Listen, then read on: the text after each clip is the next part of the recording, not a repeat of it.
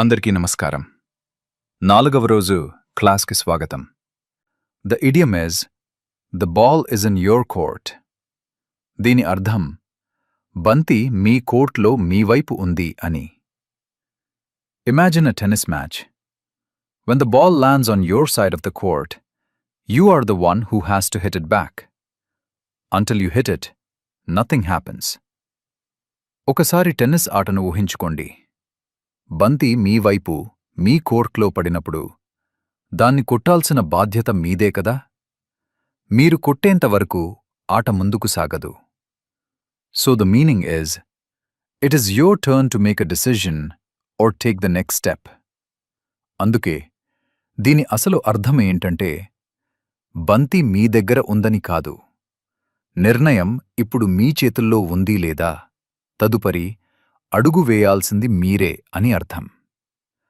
అవతలివాళ్లు చేయాల్సిందంతా చేశారు, ఇక రెస్పాండ్ అవ్వాల్సింది మీరే అన్నమాట. Let's look at the first example.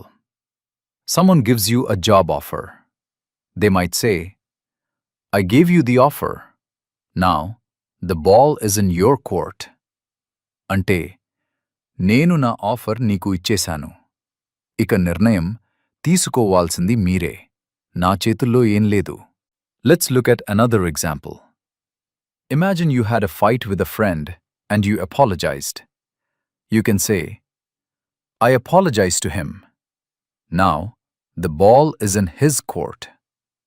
అంటే, నేను అతనికి క్షమాపణ చెప్పాను, ఇక నన్ను క్షమించాలా వద్దా అనేది అతని ఇష్టం.